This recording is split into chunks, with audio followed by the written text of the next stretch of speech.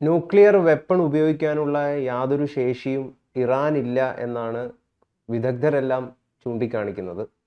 അങ്ങനെ ഒരു സാഹചര്യത്തിൽ അമേരിക്ക പറയുന്നത് ഉടനടി ഞങ്ങൾ ഇറാനിൽ ഒരു അണുബോംബ് വിക്ഷേപിക്കുമെന്ന്. ഇതിൻ്റെ സാധ്യതകൾ എത്രമാത്രമുണ്ട്? ഇങ്ങനെ സംഭവിക്കുകയാണെങ്കിൽ അത് വലിയൊരു ആശങ്കാജനമായിട്ടുള്ള സാഹചര്യമല്ലേ സൃഷ്ടിക്കുന്നത്? ഒരു ആണവ യുദ്ധത്തിലേക്കാണോ ഈ കാര്യങ്ങളൊക്കെ നീങ്ങുന്നത്? അല്ല, അങ്ങനെ ഒരു ഭീഷണി അമേരിക്ക മുഴക്കിയിട്ടില്ല. പക്ഷെ അതിനുള്ള ഒരു സാധ്യതയുണ്ട് എന്നാണ് ഈ പ്രതിരോധ വിദഗ്ധരും അതുപോലെ പാശ്ചാത്യ നയതന്ത്ര വിദഗ്ധരും ആശങ്കപ്പെടുന്നത്. അത് പ്രത്യേകിച്ച് നമ്മുടെ ഇന്ത്യയുടെ തന്നെ അറിയപ്പെടുന്ന ഒരു പ്രതിരോധ വിദഗ്ധൻ ഇതിനെക്കുറിച്ച് അദ്ദേഹത്തിന്റെ പേര് air vice marshal Prashanth Mohan ഈ കഴിഞ്ഞ ദിവസം ഒരു ഡിഫൻസ് ജേർണലിൽ അങ്ങനെ ഒരു ലേഖനം എഴുതിയിരുന്നു. അതെന്തുകൊണ്ടാണ് ഇങ്ങനെ ഒരു ആശങ്ക ലോകത്തിൽ ഇപ്പോൾ മുന്നോട്ട് വന്നത്, അങ്ങനെ ഒരു ആശങ്കയുടെ കാരണം എന്താണ് എന്ന ഒരു സംശയമുണ്ട്. അതിൻ്റെ കാര്യം ഞാൻ പറയാം. അതായത് 2-3 ദിവസം മുമ്പ് അമേരിക്കയുടെ joint chief of staff general Dan Kane, അദ്ദേഹമാണ് അമേരിക്കയുടെ എല്ലാ സൈനിക വിഭാഗങ്ങളുടെയും പരമാധ്യക്ഷൻ. അദ്ദേഹം ഒരു കാര്യം പറഞ്ഞു: അമേരിക്ക ഉദ്ദേശിച്ച ലക്ഷ്യം കാണാതെ പിറകോട്ട് പോകില്ല. എന്താണ് അമേരിക്ക ഉദ്ദേശിച്ച ലക്ഷ്യം? അമേരിക്കയ്ക്ക് ഇറാനിലെ ഭരണകൂടവും ഭരണവ്യവസ്ഥയും മാറണം. അല്ലാതെ പിന്നെ അലി ഖമനയി മരിച്ചതുകൊണ്ടോ അദ്ദേഹത്തിന്റെ പിൻഗാമിയായിട്ട് വന്ന അദ്ദേഹത്തിന്റെ മകൻ മുസ്താബ മരിച്ചതുകൊണ്ടോ ഒന്നും കാര്യമില്ല. ആ ഇക്കോസിസ്റ്റം, അതായത് ഷിയ തിയോക്രസി, ഷിയ ഭരണകൂടം, അത് മാറണം. മാറിയിട്ട് പൂർണ്ണമായിട്ട് ജനാധിപത്യ ഭരണകൂടം ഇറാനിൽ ചുമതലയേൽക്കണം.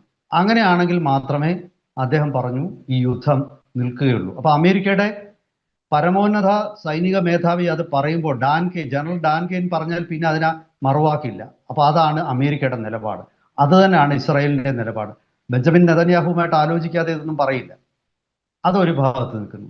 ഇനി ഇറാന് പറയുന്നത് യുദ്ധം നിർത്തണമെങ്കിൽ വല്ലാത്ത കണ്ടീഷനൊക്കെയാണ് വെച്ചിരിക്കുന്നത്. ഒന്ന്, ഇറാന് ന്യൂക്ലിയർ ആയുധം ഉൾപ്പെടെയുള്ള കാര്യങ്ങൾ ഉണ്ടാക്കാനുള്ള സ്വാതന്ത്ര്യം വേണം.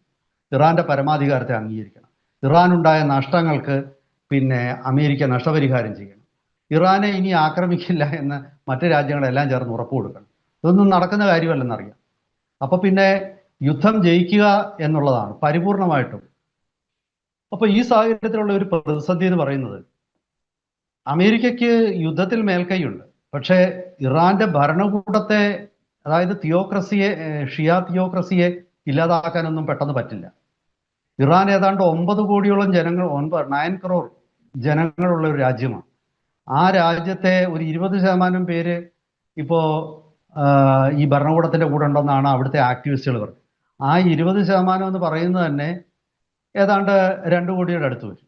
അപ്പൊ അത്രയും ആൾക്കാർ, പ്രത്യേകിച്ച് മതപരമായ ഒരു ഭരണകൂടത്തെ അങ്ങനെ ഇല്ലാതാക്കാൻ പറ്റില്ല. ഇത് ഏകാധിപതികൾക്കൊക്കെ ഒരു പാഠമാണ്. അതായത് മതത്തിന്റെ സപ്പോർട്ട് ഉണ്ടെങ്കിൽ നിങ്ങളെ അത്ര പെട്ടെന്നൊന്നും ആർക്കും ഒന്നും, ഒരു വിദേശ ശക്തിക്കും ഒന്നും ചെയ്യാൻ പറ്റില്ല. അപ്പൊ അതവിടെ നിൽക്കട്ടെ. എങ്കിലും ഞാൻ പറയുന്ന അങ്ങനെ ഒരു, പക്ഷെ അതേസമയം അമേരിക്കയോളമുള്ള ആയുധങ്ങളോ ഒന്നുമില്ല. ഇറാൻ ഇപ്പോൾ പോരാടുന്നത് ഒരു അസിമെട്രിക് വാർഫെയർ എന്ന് പറയും. അതാണ് ഈ യുദ്ധത്തിന്റെ ഒരു പാർലൻസിലെ ജാർഗണിൽ അസിമെട്രിക് വാർഫെയർ ആണ്. അതായത് നേരിട്ടുള്ള ഒരു യുദ്ധത്തിൽ ഇറാൻ ഒന്നും ചെയ്യാൻ പറ്റില്ല. അപ്പൊ ഇറാൻ അതിന് ടാർഗറ്റ് ചെയ്തിരിക്കുന്നത് തൊട്ടടുത്ത രാജ്യങ്ങളെയാണ്. അവരിതിനകത്ത് പങ്കെടുക്കുന്നില്ല, പക്ഷേ അറബ് രാജ്യങ്ങളെ, പ്രത്യേകിച്ച് ദുബൈയാണ്. ദുബൈ, അതുപോലെ സൗദി അറേബ്യ, ഒമാന്, ഖത്തർ, ഇവരെല്ലാം ടാർഗറ്റ് ചെയ്യും.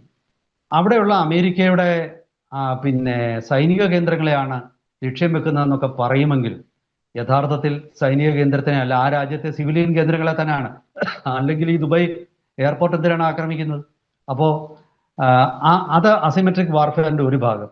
പിന്നീട് ഈ എണ്ണ ശുദ്ധീകരണശാലകളെ, അതുപോലെ കുടിവെള്ള പ്ലാന്റുകളെ, യഥാർത്ഥത്തിലുള്ള യുദ്ധം അവർ ചെയ്യുന്നത് കപ്പലുകൾക്ക് നേരെയാണ് അമേരിക്കയുടെ. അതൊരു പ്രോപ്പർ യുദ്ധത്തിന്റെ ഭാഗം തന്നെ. അപ്പൊ ഇങ്ങനെയുള്ള ഒരു അസിമെട്രിക് പ്ലസ് ഒറിജിനൽ വാർ, ഹോട്ട് വാർ, ഇത് രണ്ടും കൂടെ ചേർന്നിട്ട് അവർ യുദ്ധം ചെയ്യുമ്പോൾ അമേരിക്കയ്ക്ക് നാളുകളോളം നീണ്ടുപോകുന്ന ഒരു യുദ്ധം വലിയ താല്പര്യമില്ല.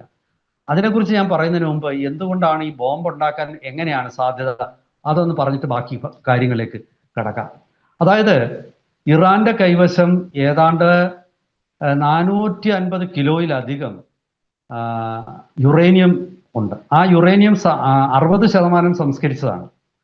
ഇറാന് സ്വന്തമായിട്ട് സെൻട്രിഫ്യൂജുകളുണ്ട്. അവിടെ ഇത് കൂടുതൽ സംസ്കരിച്ച് 92-95% അടുത്ത് വരുന്ന വെപ്പൺസ് ഗ്രേഡ് യുറേനിയം അല്ലെങ്കിൽ പ്ലൂട്ടോണിയം സൃഷ്ടിക്കാൻ പറ്റും. അപ്പോൾ ഇറാനെ കൊണ്ട് അത് സാധ്യമാണ്, അങ്ങനെ ഒരു സാധ്യതയുണ്ട്. പക്ഷേ സാധാരണ ഒരു രാജ്യം ഒരു അണുബോംബ് ഉണ്ടാക്കുന്നതിന് മുമ്പ് നിരവധി ആണവ പരീക്ഷണങ്ങൾ നടത്തി എത്രത്തോളം ഇഫക്റ്റീവാണ് സ്ഫോടനം, ഇതൊക്കെ കണക്ക് കൂട്ടിയിട്ടാണ്. പക്ഷെ ഇറാൻ ഇപ്പോൾ അതിനുള്ള സമയമൊന്നുമില്ല. പാശ്ചാത്യ നിരീക്ഷകർ പറയുന്നത് ഇറാൻ പെട്ടെന്നൊരു കയ്യിലുള്ള സാധനം വെച്ചൊരു ബോംബൊക്കെ അങ്ങനെ ഇറാൻ ഉണ്ടാക്കാൻ പോകുന്നു എന്ന് കണ്ടാൽ അത് തടയാൻ അമേരിക്കയും ഇസ്രായേലും ശ്രമിക്കും. അവരെന്ത് ചെയ്യും? ഇറാനിൽ ഇനി ചെറിയ ബോംബൊന്നും ഇട്ടിട്ട് കാര്യമില്ല, സാധാരണ ഒരു ബോംബൊന്നും പ്രയോഗിച്ചിട്ട് കാര്യമില്ല. അവരെപ്പോൾ ചെയ്യാൻ പോകുന്നത് വേഗത്തിൽ ഇറാന്റെ ഈ അണുആയുധ നിർമ്മാണ കേന്ദ്രങ്ങളിൽ അവർ അണുബോംബ് തന്നെ ഇടാൻ സാധ്യതയുണ്ട്. ഇസ്രായേലിന്റെ യുദ്ധ പോളിസിയിൽ ഒരു തന്ത്രം ഉണ്ട്. അതിന്റെ പേര് സാംസൺ ഓപ്ഷൻ എന്നാണ്. ഈ സാംസൺ നമുക്കറിയാം, അതൊരു ക്രിസ്തീയ കഥാപാത്രമാണ്, മിത്തുകളിലെ ഒരു കഥാപാത്രമാണ്. അപ്പൊ ഈ സാംസൺ ഓപ്ഷൻ അനുസരിച്ച് ഇറാന്റെ ഒരു കനത്ത ആക്രമണം ഉണ്ടായ അല്ലെങ്കിൽ ഇസ്രായേലിന്റെ നിലനിൽപ്പിനെ ബാധിക്കുന്ന രീതിയിൽ ഇറാൻ ആക്രമിച്ചാൽ, അങ്ങനെയുള്ള ആക്രമണം അഴിച്ചുവിടുന്ന രാജ്യത്തേക്ക് അണ്വായുധം പ്രയോഗിക്കാം എന്നാണ് ഈ സാംസൺ ഓപ്ഷന്റെ പിന്നിലുള്ള ഒരു തത്വം. അപ്പോൾ അത് വെച്ച് നോക്കുമ്പോൾ സ്വാഭാവികമായിട്ടും ഇസ്രായേലിന്റെ മുന്നിൽ ഇപ്പോൾ ഇസ്രായേലിന് മറ്റൊരു ഭീഷണിയുണ്ട്. ഇറാൻ പറയുന്നത് ഇസ്രായേലിലെ അണ്വായുധ നിർമ്മാണ കേന്ദ്രത്തിൽ ഇറാൻ ആക്രമിക്കുമെന്നാണ്, ബലിസ്റ്റിക് മിസൈൽ കൊണ്ട്. അപ്പോൾ സ്വാഭാവികമായിട്ടും ഇസ്രായേലിനെ സംബന്ധിച്ചിടത്തോളം അവിടെ ഇതിനെ പ്രതിരോധിക്കണമെങ്കിൽ ഇറാനിൽ അണുബോംബ് ഇടുക എന്നുള്ളതാണ് ഏറ്റവും എളുപ്പമുള്ള മാർഗം, അത് ഉറപ്പുള്ള മാർഗം. അതായത് ഇറാനിലെ ഭരണകൂടത്തെ മാറ്റുക എന്നുള്ളതിന് ഏറ്റവും എളുപ്പമുള്ള മാർഗം അണുബോംബ് വർഷിക്കുക എന്നുള്ളതാണ്. ഈ അണുബോംബ് അവിടെ വീണു കഴിഞ്ഞാൽ സ്വാഭാവികമായിട്ടും ഈ പറയുന്ന എത്ര വലിയ തിയോക്രസി ആണെങ്കിലും ഭരണകൂടമാണെങ്കിലും അതില്ലാതാവും. അപ്പൊ ഇവിടെ വേറൊരു പ്രശ്നമുണ്ട്. ഇറാൻ ഈ ക്രൂഡായിട്ടുള്ള ഒരു ബോംബ് ഉണ്ടാക്കാൻ പോകുന്നു, അല്ലെങ്കിൽ അത് അസംബിൾ ചെയ്യുന്നു എന്നുള്ള വാർത്ത തന്നെ മതിയാകും അമേരിക്കയുടെയോ ഇസ്രായേലിന്റെ ഒരു ആക്രമണം ഉണ്ടാകാൻ.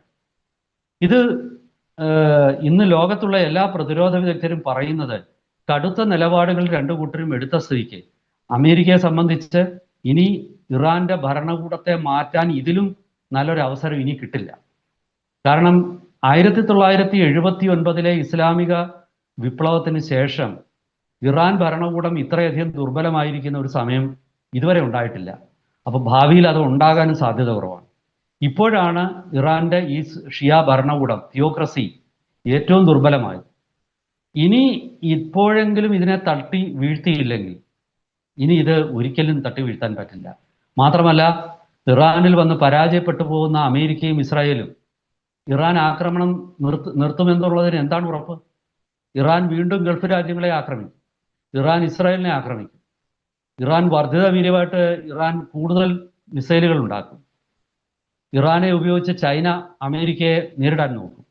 അങ്ങനെ ഒരുപാട് കോൺസിക്വൻസസ് അതിനുണ്ട്. അപ്പോൾ അമേരിക്കയെ സംബന്ധിച്ചിടത്തോളം അമേരിക്കയ്ക്ക് റിസൾട്ട് ഉണ്ടാക്കണമെങ്കിൽ ഇപ്പോഴത്തെ നിലയിൽ അണ്വായുധം തന്നെ പ്രയോഗിക്കണം.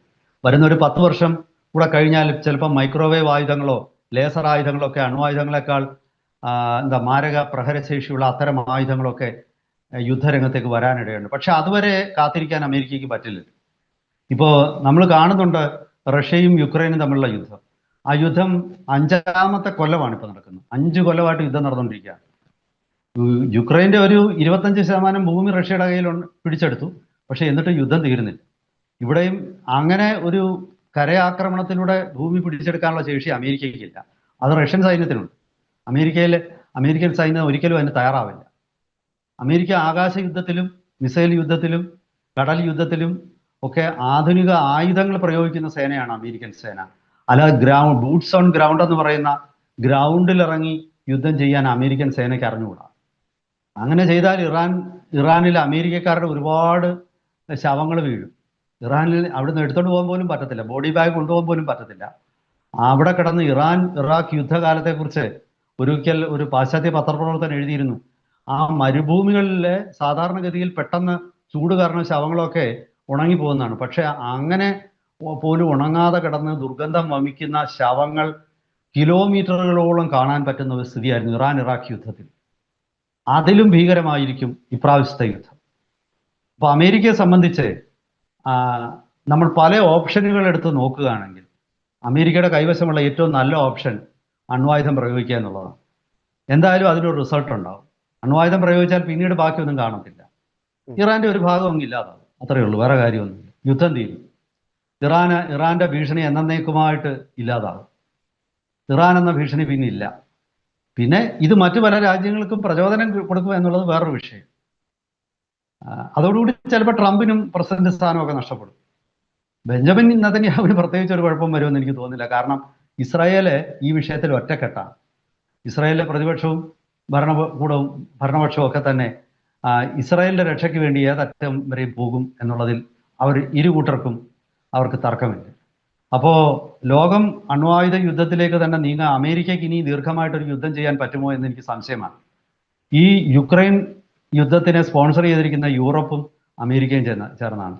ഈ അമേരിക്കയ്ക്കും യൂറോപ്പിനും മുഴുവൻ യൂറോപ്യൻ രാജ്യങ്ങൾക്കുമായിട്ട് $1 ട്രില്യൺ ഇതുവരെ ചെലവായിട്ടുണ്ടെന്നാണ് പറയുന്നത്.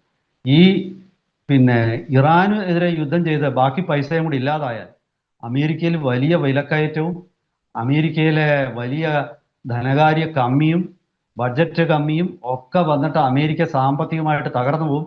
ഇപ്പൊ തന്നെ അതുകൊണ്ടാണ് അംബാനിയെ പോലുള്ളവരെ വിളിച്ചിട്ട് അമേരിക്ക റിഫൈനറി ഉണ്ടാക്കുകയാണ്. ആലോചിച്ച് നോക്കി, അമേരിക്ക എന്ന് പറയുന്ന ഒരു മഹാരാജ്യത്തിന് ലോകത്തിലെ ഏറ്റവും വലിയ ഓയിൽ കമ്പനികൾ ഉള്ള രാജ്യമാണ്. എക്സോൺ മൊബിൽ പോലൊക്കെയുള്ള വലിയ കമ്പനികൾ അവിടെ ഉണ്ട്.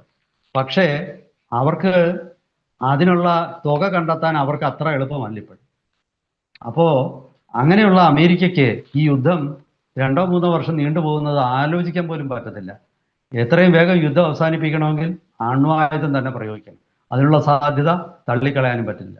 ഇതാണ് ഇപ്പോഴത്തെ അവസ്ഥ. കൂടുതൽ അപ്ഡേറ്റ്സുമായിട്ട് നമുക്ക് വരും ദിവസങ്ങളിൽ പ്രേക്ഷകരെ സമീപിക്കാം.